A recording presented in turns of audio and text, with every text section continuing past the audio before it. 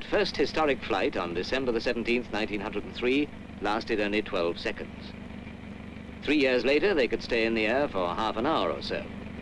But so little was heard of their achievements that a newspaper could say, "All attempts at artificial aviation are not only dangerous to human life, but foredoomed to failure."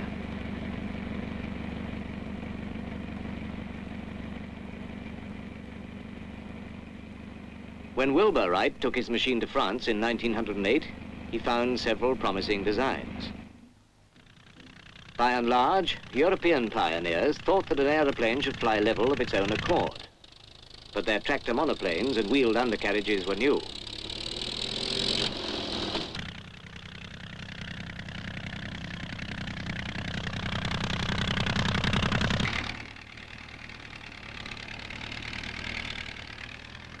After watching some of Wright's bank turns, Europeans began to change their minds about inherent stability and maneuverability.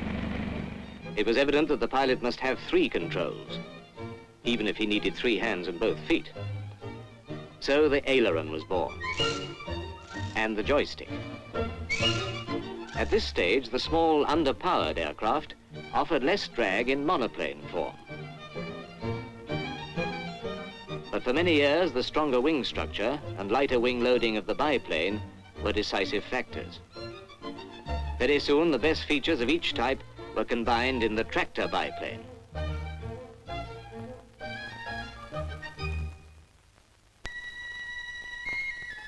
Meanwhile, in 1909, Blériot had flown the Channel, and Britain was no longer an island. Cash prizes tempted pilots to forsake their aerodromes and fly across country. Arrangements for refueling had to be organized along the route.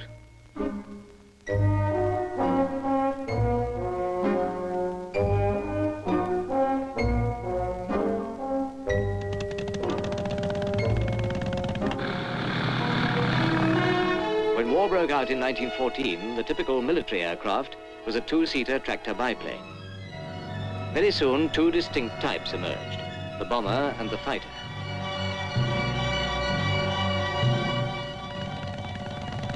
The single-seater fighter was small, fast, and maneuverable.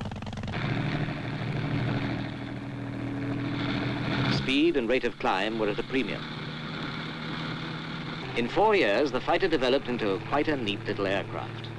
In the same period, the heavy, long-distance bomber made its appearance.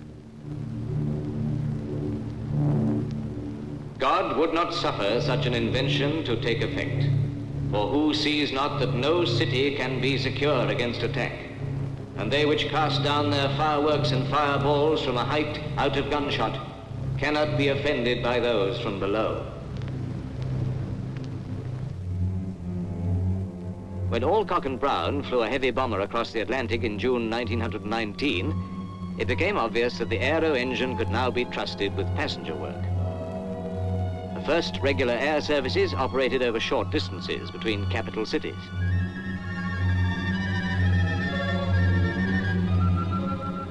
Presently, airways began to extend across the world.